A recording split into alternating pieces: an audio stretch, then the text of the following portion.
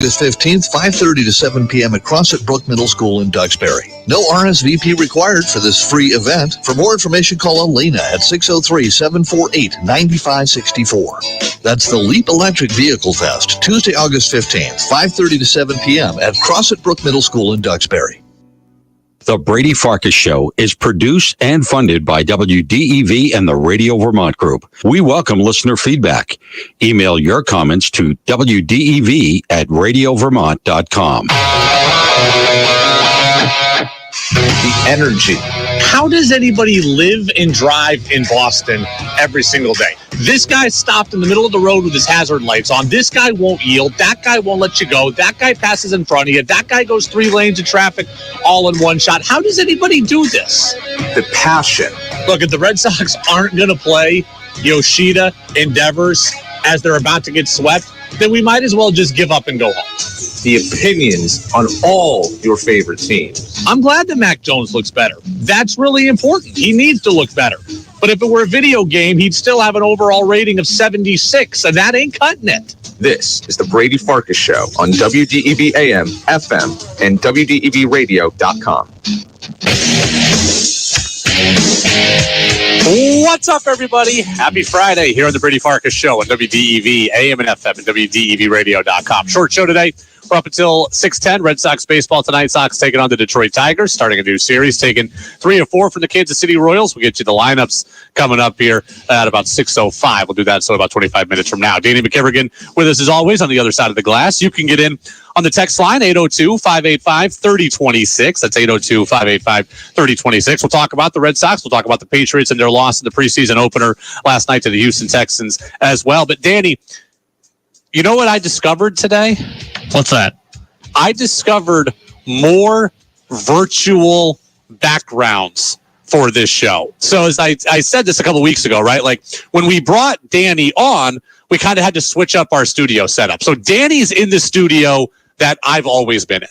The studio that I am in is across from Danny, but it's a little bit less picturesque than the one I was in before. So what we did was we fancified it a little bit. We got a green screen. We've got projected backgrounds here, so you don't just see kind of the actual setup that I'm in. So I'm kind of messing around today and stumble on the Mariners website. I stumbled upon Mariners-themed virtual Zoom backgrounds. And I downloaded a whole bunch of them. And then I thought to myself, wait, do other teams have these virtual Zoom backgrounds? Like I put myself in a fancy fake house yesterday, a couple of weeks ago. I was in That was fake? That was fake. I was really across from you. And there was not the giant Baldwin piano next to me that appeared in this in that background. So I'm messing around and I'm looking, hey, do other teams that we care about have these virtual backgrounds? And it turns out they've all got them. So I have downloaded a whole bunch of virtual backgrounds. So if you're watching the show on Facebook Live or YouTube Live or my Twitter account, I'm going to be in a different place every day now, I think. Right now, I'm in the virtual scoreboard background at Fenway Park. Like, I don't know if you know this, Danny, but every time a player comes to Fenway for the first time, they go into the left field in the wall and they write their name on the concrete that's inside the left field wall. And that's a relic of every player who comes through Fenway Park. That's the tradition, whether it's a Red Sox player who gets called up or an opposing player. When they come to Fenway for the first time, they go into the left field wall. They all write their names on it. They all sign it. And I believe they date it as well. There's enough room to do that. So I am right now, my virtual background is in the left field scoreboard at Fenway. And Danny, I'm going to have fun with this every single day. I don't know if anybody finds this cool but me, but I've also I could put myself at a snowy Gillette Stadium there, as I'm doing right now. I've got myself an actual Patriots virtual background here. Like, so when Bill Belichick does his virtual press conferences, you see the Pats logo, the Duncan logo. I could be there and I could do a Belichick impression. And I downloaded a bunch of Mariners ones too. Like there, I'm putting myself at T-Mobile Park, and there I got some Mariners themed things. So I'm going to nerd out on this, but I think today I want to be inside Fenway Park at least for a little while. So if you're enjoying the video stream and you see me changing up the backgrounds, that's why. And I've got a lot of things at my disposal. Maybe one day I'll be on a beach, but right now I like the idea of being inside Fenway Park. So again, you can get in 802-585-3026. Peter in Williston wants to get in on Mac Jones. And we'll start there with the Patriots here. Danny, let's fire it up. 5, 4, 3, 2, 1. And here we go. The opening thoughts of the Brady Farkas Show are brought to you by Sticks and Stuff and by Swanton Lumber, Vermont's most complete locally owned home center with locations in Enosburg, Derby, Middlesex, St. Albans, and at Swanton Lumber. They're online at sticksandstuff.com. Danny, fire me up the NFL primetime music, please. Patriots lose to the Texans in the preseason opener last night. Final score of that one was 20-9. I do not care about the end result. Ultimately, like all of you, I would like to see the Patriots win, but I don't really care that they lost. I certainly don't care that they gave up points in the second half with third and fourth stringers. By and large, they did a pretty good job defensively with their starters for that game, which are some of their starters for the regular season. 20-9, Patriots lose. Again, I'm not concerned about the final score. I do want to run through some of the individual things we talked about yesterday, though. We gave you a list of things you should be watching for, a list of things you should be paying attention to. Let's start there. And Danny, I'm fighting the urge to make this I don't want to make this a big deal. I don't want to be that guy, but I can't help but be that guy. I have to point this out. Where was Mac Jones in anything that we saw filmed? I'm not saying that he didn't ever talk to Bailey Zappi throughout the course of the game, but every time they showed a Patriots sideline, Mac Jones was nowhere to be found in the vicinity of Bailey Zappi. He did not appear to talk to Zappi once. I didn't see Matt. I watched the Seahawks game afterwards. Okay, Seahawks-Vikings were on NFL Network after the Patriots game. And there's Geno Smith flying around the sideline, dapping everybody up. There's Kirk Cousins on the other sideline for Minnesota, wearing the headset, talking to people, learning things. Like Kirk Cousins is engaged in the game. I didn't really see that from Mac Jones, and that bothers me.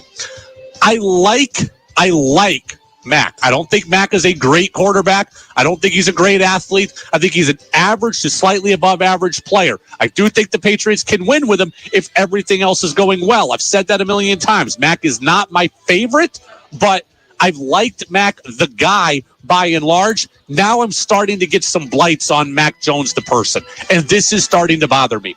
I don't care if you don't like Bailey Zappi. I'm sorry if you feel threatened by Bailey Zappi. I understand if you feel threatened by Bailey Zappi, and I get that you don't want to be or appear to be his best friend. But if you are going to be the leader of this team, as we've heard that you want to be, if you are going to improve your leadership skills, as we have heard that you want to, then you've got to be a supportive teammate. And not talking to your backup is not a great look. Okay, it's not a great look optically. I saw one shot of Mac Jones on the sideline, and he's sitting on the bench with McSorley, looking at the tablet. Zappi's on the other side of McSorley. There's no talking. There's no encouragement. There's no Mac pointing out what he sees. There's nothing. I didn't see Mac with the headset on. I didn't see Mac next to O'Brien. I didn't see Mac talking to Zappi. I saw Mac on the bench with McSorley, not with the rest of the quarterbacks. And that did bother me. Now, you can tell me if I'm making too big a deal about this, 802-585-3026. But I think this is a big deal. Freddie Coleman told us yesterday that Mac Jones sees Bailey Zappi as a threat, and that is very clear to me now, especially after what we saw last night. He won't say Zappi's name publicly. He kind of belittles Zappi in the media, and now he doesn't talk to Zappi on game day when Zappi's playing and he's not. Danny, play me what Freddie said yesterday on our show. When I hear something like that, you know what that means? That means Mac Jones knows that Bailey Zappi is a threat to his position. Because if you're not worried about those kind of things, you're not going to go out of your way to have those reports out there that you're belittling somebody. And let's play along. Let's believe that that is true. Then what do you have to gain by that if you're Mac Jones? Because all you're doing is giving Bailey Zappi more motivation to say, at a certain point, you're going to screw this up. And I'm going to be there to take your job. And when I do that, I'm not going to give it back. This is just not good leadership from Mac Jones. As far as I'm concerned, this is not good leadership. We've heard Mac wants to be a leader. We've heard he wants to be better as being a leader. We've heard he wants to take the reins on this team. And this is not what a leader does. By the way, okay, Now, the separation between Mac and Zappe is not as large as the separation between Zappe and Malik Cunningham, right? Malik Cunningham is not as big a threat to Bailey Zappe for the number 2 job as Zappe is to Mac for the number 1 job. But after the game, Bailey Zappe was incredibly complimentary of Malik Cunningham. Like, this is how it's done, Danny. This is how it's done. What's best for the team? We want to win, no matter who's Stop it right there. Malik. We want what's best for the team. We want to win regardless of who's out there. That's what Bailey Zappe said after the game. That is leadership. Deep down, again, Bailey Zappe has a little more security for the number 2 spot than Mac does for the number 1. So I do get it's different, and I do get it's easier. But Bailey Zappe went out of his way in a game where he didn't play very well, right? Like, Zappe didn't do a whole lot of excellent. He was 12 of 14 for a bunch of dump-offs. So, I mean, Bailey Zappe didn't light the world on fire yesterday. But Zappe, in a game he didn't play that great, in a game where Malik Cunningham, another quarterback, comes out of the game looking like the story from the Patriots side of things, Bailey Zappe was complimentary of his competitor for the backup spot. That there is big of him. That there is leadership. And I didn't see that from Mac. Again, Mac wasn't interviewed after the game, at least that I saw. So he didn't have a chance publicly to praise Zappe. But I certainly didn't see him going over and encouraging Zappe on the sideline. Zappe says, hey, we want to win no matter who plays. That's the right thing to say. Mac looks threatened. Mac looks petty in all of this. And I do feel like I don't want to pile on Mac. I've piled on Mac's athleticism enough. I don't want to pile on Mac the person. I generally liked Mac the person. But that is not a good look to me.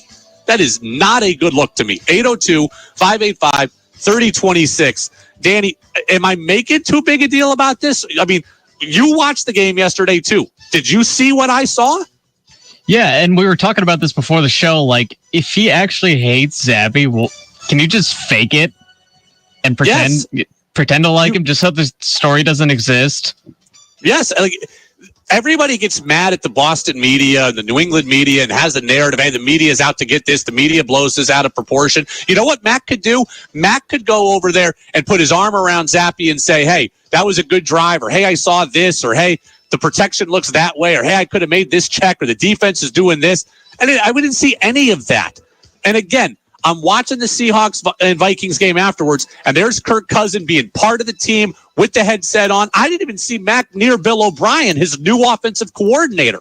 Again, he's looking at the tablet. It's not like Mac's not doing anything, but he's not next to his offensive coordinator. He's not the first guy to greet Zappe off the sideline. I saw Geno Smith run off the sideline yesterday and be greeting people.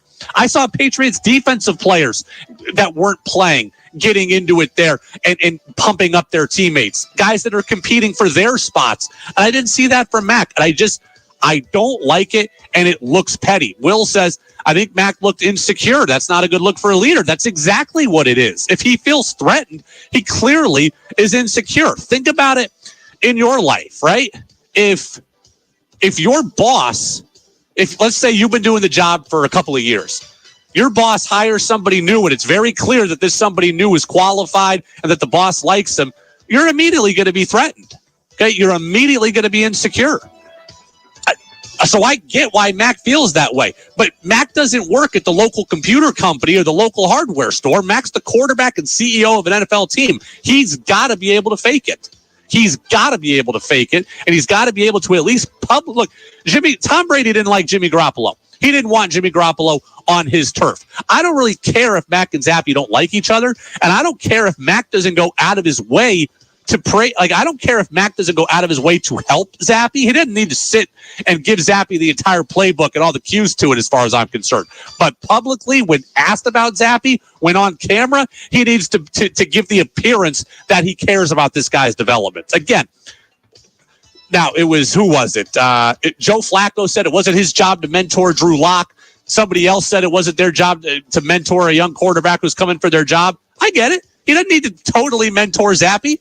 But when you're on film and when you're asked about it in the media, you can fake it a hell of a lot better than this. It's the Brady Farkas Show on WDEV, AM and FM, WDEVradio.com. We've got non-Mac and Zappe takeaways to get to as well. Patriots lose to the Texans 20-9. We'll talk about the rest of the game. We'll do it next on DEV. The WDEV studio is sponsored by Sticks and Stuff and Swanton Lumber, Vermont's largest independent home center, powered by Marvin Doors and Windows. Go to sticksandstuff.com for store locations and hours. Sometimes you want to go where everybody knows you're, well, we all know the rest, but it's true. There's comfort in the familiar. Mulligan's in Barrie and McGillicuddy's in Waterbury are both open and welcome you to stop in for lunch or dinner or to meet friends for drinks and appetizers. Takeout is available too. Wings, burgers, sandwiches, salads, and much more at Mulligan's on Maple Avenue in Barrie and McGillicuddy's on South Main Street in Waterbury.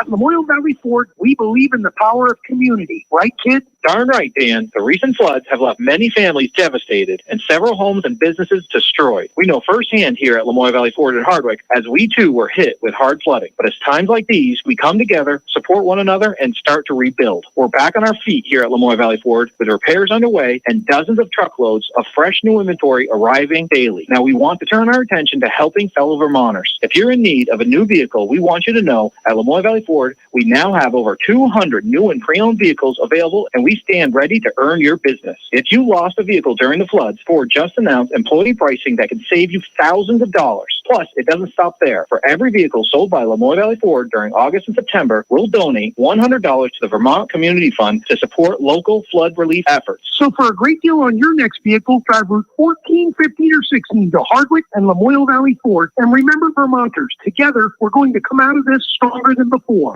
Too busy gardening on Saturdays to listen to In the Garden? Not to worry. You can listen anytime with the In the Garden podcast. Gardening information for Vermont gardeners with host Peter Berg, sponsored by Dandelion Acres Garden Center in Bethel, where you'll find flowering hanging baskets, annuals, perennials, trees, and shrubs with an extensive selection of vegetables, fruit trees, and berry bushes. Go to dandelionacres.com for hours. The In the Garden podcast is available on the WDEV website, WDEVradio.com. WDEV also serves the Northeast Kingdom at 101.9 W270BR Island Pond.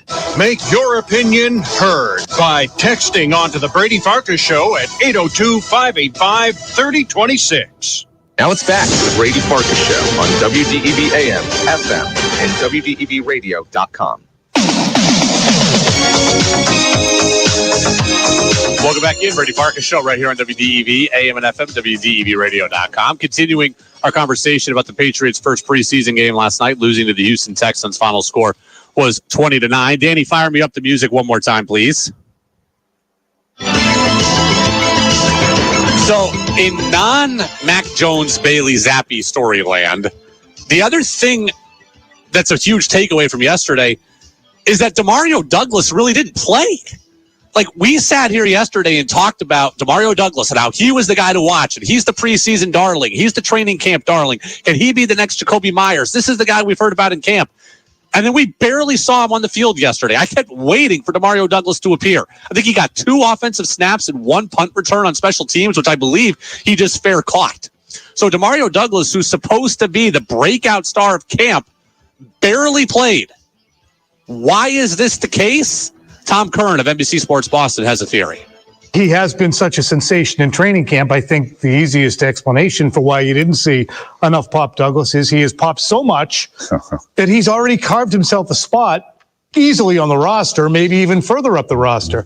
You can't just outright sit down a 6th-round pick and say, well, he's not going to play tonight because he's a rookie and he was a late-round pick. So he just had a cameo, but I think this establishes, unless there's an injury that we don't know about, and I don't think there is, this establishes his value is already well demonstrated to the Patriots.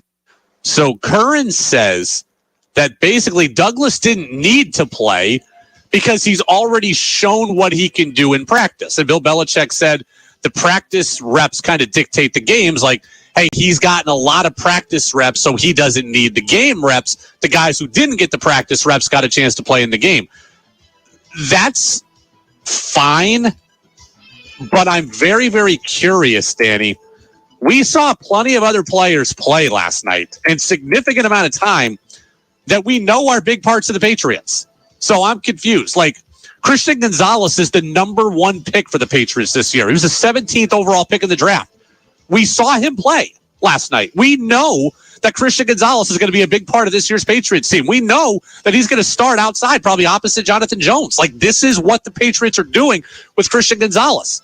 If Pop Douglas has already established himself enough that he doesn't need to play, then why did we see Christian Gonzalez?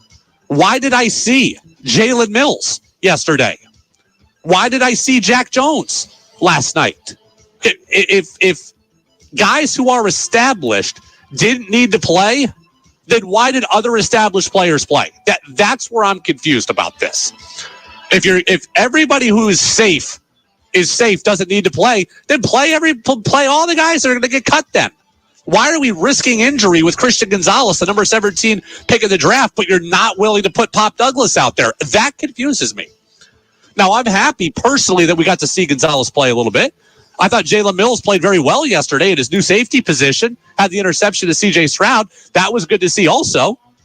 I'm for guys getting some run in the preseason, but I just find it to be kind of an oxymoron when we say that, hey, this wide receiver has played so well, we don't need to see him, but we do need to see our number one pick in the draft. That, to me, doesn't resonate. Okay? That, to me, it just seems off. I'm glad that Douglas has established himself, and I'm glad that he's got a foot in the door here. It's a great story of another 6th-round Patriots pick or another low-drafted or undrafted wide receiver making noise for the Patriots. But if we didn't need to see him, why do we have to see all the other guys that we saw? Sticking on the wide receiver front, thought Tyquan Thornton played well. Now, the Patriots' offense as a whole was horrific, right? I mean, Zappe threw for 79 yards. Most of it was checkdowns. The offensive line was awful, gave him no time to throw. The Patriots couldn't run the ball either. So there weren't a lot of offensive highlights. The one offensive highlight that there was outside of Malik Cunningham, who we'll get to in a minute, was the Tyquan Thornton catch that he made kind of on the sideline. And Danny, this was great on a couple of different fronts. One, Tyquan Thornton has been passed, obviously, by Demario Douglas. If Demario Douglas doesn't need to play, but Tyquan Thornton does, then clearly Tyquan Thornton is behind the 8 ball right now. So it was good for him to respond and show the fight that he has. So that was just kind of good from a mentality standpoint. And two, you saw a couple different facets of Thornton's game that we haven't always been able to see. Did a great job getting off the line of scrimmage, right? He beat the DB on that ball. He showed his speed to get past the DB, which we've known is elite. And then that's a tough contested catch that he made, right? He's over the top of the DB. He's underneath the safety. You don't know if you're going to get hammered there. He goes up. He high points the football anyways. He catches the ball high in the air. That was a beautiful play on a lot of different fronts.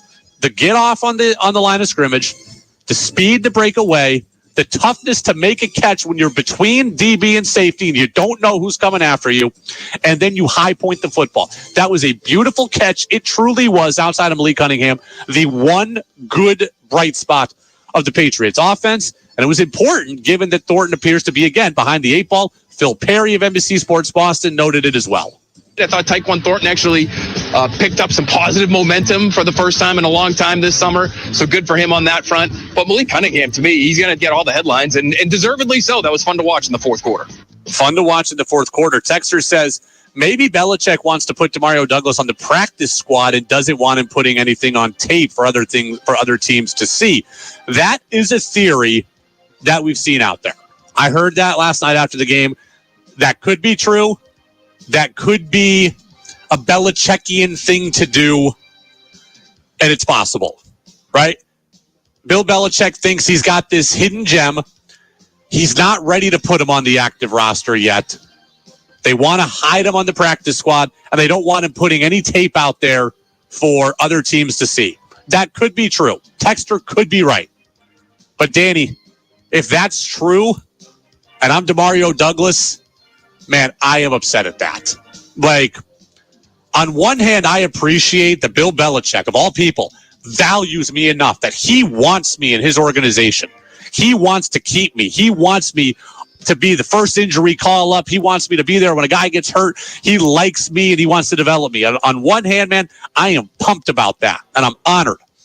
On the other hand, you don't want me to play because you don't want me to put tape out there so someone else can sign me. Man, look, I'm fighting for my career here. I'm a 6th-round pick. 6th-round picks don't often make it. I want to get a chance to show what I can do for you and for the rest of the league. If I am being hidden so you can put me on the practice squad where I make far less money and am on the practice squad versus a chance to get signed out of, off a team or to a team and get a chance to maybe play and contribute, man, I'd rather have that. I'm sorry. You drafted me. You put me in camp, and I will forever be grateful to that. But if you don't want to use me as one of your top 4 or 5 wide receivers, I'd really like to put some stuff on tape that shows other teams that, hey, I can go be one of your top 4 or 5. I mean, that's just like, Danny, that's exactly how I would feel. I'd be honored, but I'd be resentful that you're hiding me so I can go in the practice squad where I make what, like $20,000 a week instead of a chance to make a league minimum salary of, $500,000. I wouldn't love that. I was waiting for Danny to jump in there, but was Danny's that a question? Clearly, yeah, it was just kind of I wanted to follow up, but that's okay. I'm new to having a producer. Maybe I gave you dead air. I'm sorry. Maybe I didn't tee it up appropriately. Joe says it looks like the same offense from last year. They couldn't do anything against a 5-win Texan team. I'm not going to go that far. The offense was bad. The offensive line was really bad. Like, you can't really glean anything from the offense yesterday because the offensive line was so bad, right? And we don't think the Patriots' offensive line in general is going to be great. Their second and third team offensive line players really aren't going to be great. Like, Zappi was under duress. He was getting sacked. We saw J.J. Taylor almost get safetied in the end zone. Patriots ran for like 31 non-quarterback yards yesterday. Strong couldn't do anything. Harris couldn't do anything. Taylor couldn't do anything. The only guy who could do anything at all was Malik Cunningham yesterday, and that came late in the game. So I'm not going to make – and we know the Patriots aren't going to put a huge game plan out there. We knew it was going to be vanilla. We knew it was going to be basic. And the offensive line didn't really allow anything to happen. So I'm not going to get on the offense yesterday. What I was most encouraged about is I didn't see a lot of the undisciplined penalties on offense. I saw a false start at some point, but Danny, I don't remember an egregious hold. I don't remember 12 men in the huddle. I don't remember an illegal shift. Those are things we saw from the Patriots last year. Undisciplined, uncharacteristic, beat yourself mistakes. And I didn't see that yesterday beyond just that false start. Texter says, I'm still concerned about the starting offensive line. You should be. The offensive line has been reportedly to be pretty bad this preseason. It was not great last year. And they lost Isaiah Wynn, who I know wasn't great, but they lost him. David Andrews, we love. Cole Strange was first-round pick last year. But beyond that, I mean, you're talking about Michael Onwenu, Connor McDermott, maybe. It's just a lot of older guys here in this mix. And Trent Brown, who knows about his health and dependability. So, no, it's not a real great situation right now on the line. Tex says, Brady, you've got the virtual background inside the Green Monster. Yes, I do. We talked about my virtual backgrounds at the beginning of the show. I've discovered a whole bunch of them. The virtual background today is inside the Green Monster. Tomorrow or Monday, I could be inside a snowy Gillette Stadium, which I'm putting up right now. I've discovered all these virtual backgrounds from all of our various teams, and I'm excited to use them all. Other news and note here on the Patriots. The Malik Cunningham story. He was fun to watch.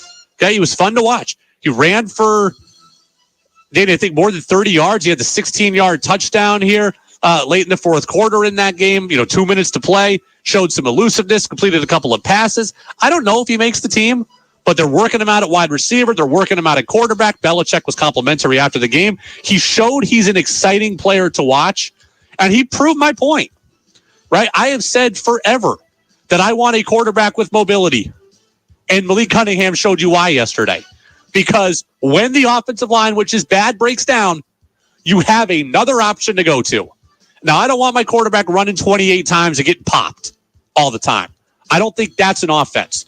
But I like when I have another variation and another thing that makes the defense think. Maybe the defense can't pin their ears back and come as aggressively when you have a mobile quarterback because they're fearful of him taking off. And that buys them another extra second to throw the football down the field. Buys another extra second here for my receivers to get open. It allows me to turn a sure sack in second and 18 into a 2-yard loss, and now it's second and 12. Or it's a 2-yard gain, and it's second and 8. This is what mobility does for you as a quarterback. Malik Cunningham showed it yesterday. This is why I've said I like mobility at quarterback. Mac Jones doesn't have it, and I'm doubly fearful that with a bad offensive line, it's really going to rear its ugly head. Patriots lose 20-9. We'll continue to take your texts after the break. 802-585-3026. CBS News and Red Sox lineups are next on DEV. This is WDEV, Vermont's news station, owned and operated by the Radio Vermont Group. From the top of Sugarbush at 96.1 FM, WDEV Warren and Waitsfield. In Barrie at 96.5. In Montpelier at 98.3. Along with our founding station, AM 550 WDEV Waterbury, Montpelier. Streaming at WDEVradio.com. 92 years of serving Vermont. The friendly pioneer, WDEV. This is CBS News on the Hour, presented by Indeed.com. I'm Linda Kenyon in Washington.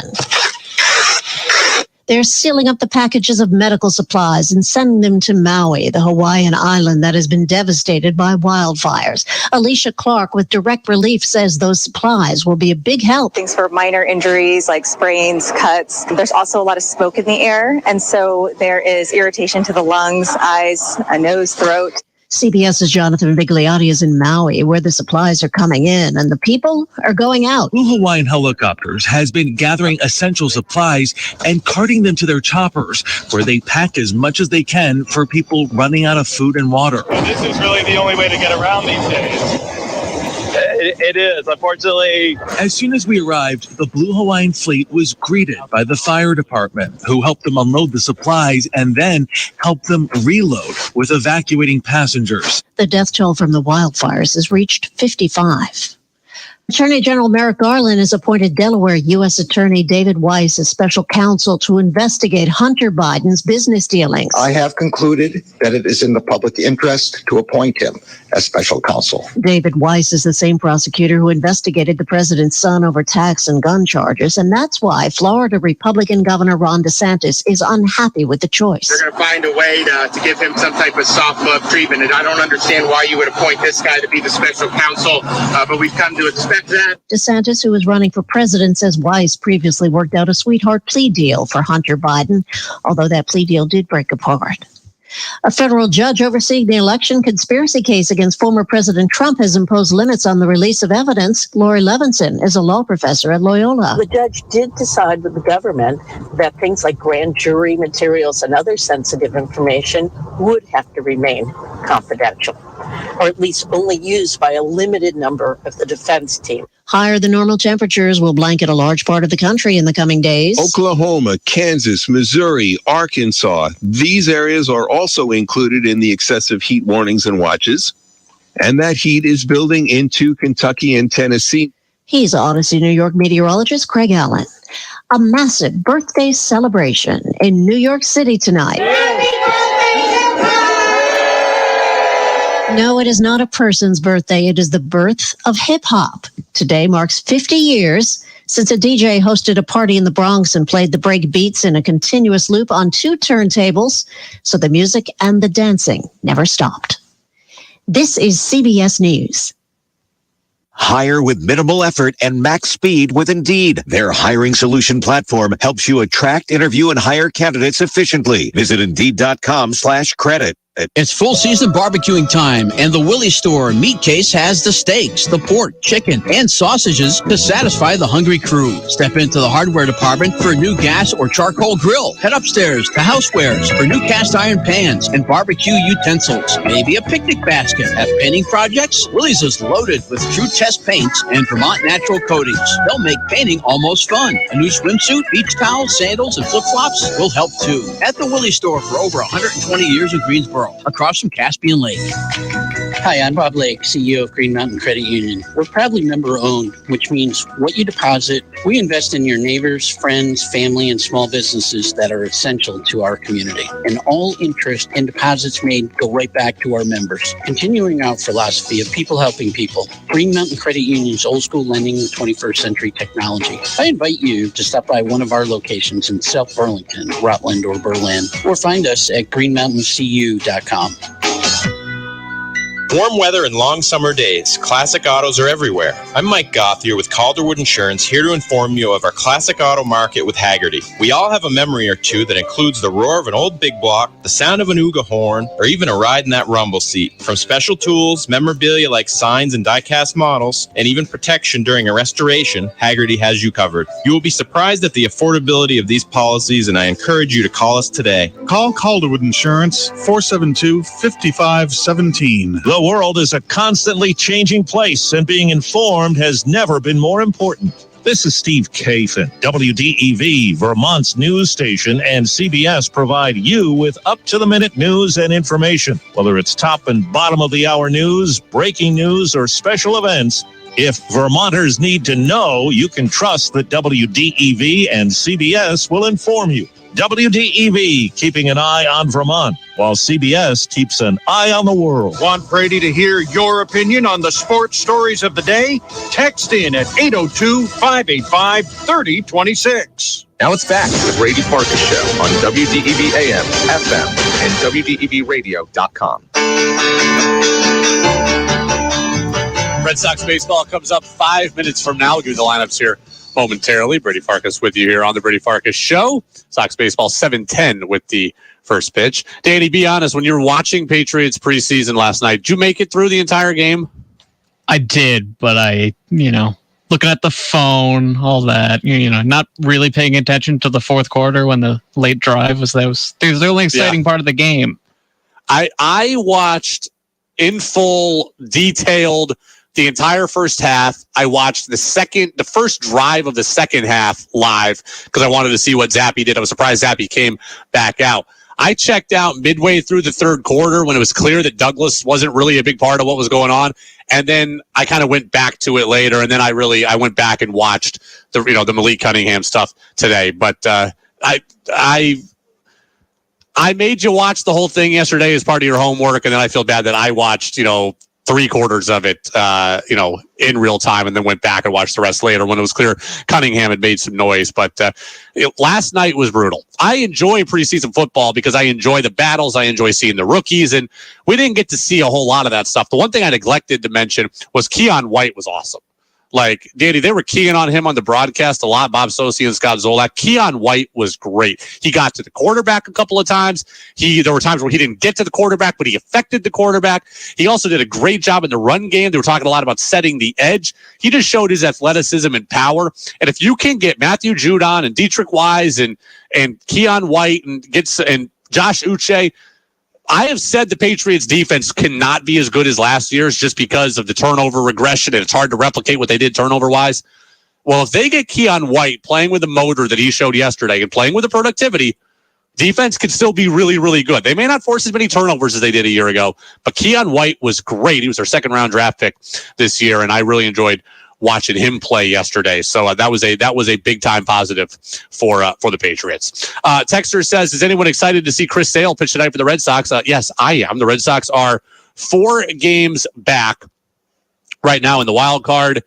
And if they're going to get back in this thing, Chris Sale's going to have to be a huge part of it, right? Operating with a real 5-man rotation again will be a benefit to this team. It will help the rotation. It will help the bullpen. It will help reset things. And by extension, it will help the team. Now, you are dependent at this point on Toronto losing. You are dependent at this point on Seattle losing.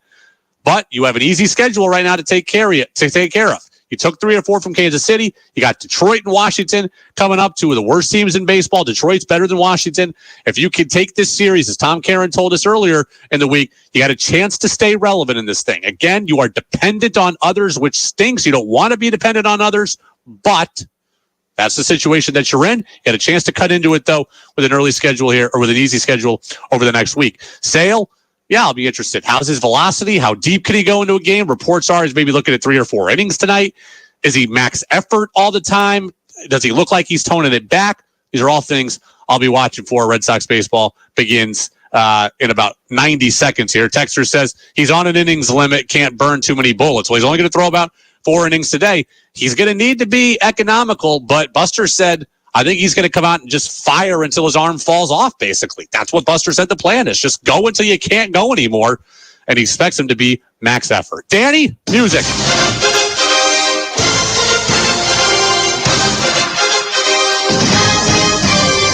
Pitching matchup, Tariq Skubal for Detroit, 2-1 with a 3.67. Hard-throwing lefty, hit 99 his last time out. Chris Sale, 5-2 with a 4.58. Matt Vierling leads off at center. He's a speedster for Detroit. Andy Ibanez is at second. Spencer Torkelson is at first. Jake Rogers, the catcher. Future Hall of Famer Miguel Cabrera is the DH. Kerry Carpenter in right. Javi Baez all the way down to 7th. Oh, he's the 6th highest paid shortstop in baseball, making $140 million, sitting 7th. They got at third base here, Zach Short, and batting 9th is Eric Haas in left. For the Red Sox, Ref Snyder in left, Devers at third, Duvall in center, Yoshida the DH, Trevor Story at short, hitting 5th again today, Verdugo in right, Pablo Reyes at second, Tristan Casas at first, he's hitting 8th against the lefty, and Connor Wong is the catcher. He bats 9th. Go download the podcast, everybody, Apple Podcasts, Spotify, and WDEVradio.com. For Danny, I'm Brady. Have a great weekend. We'll see you Monday. Go Sox here on DEV. It's time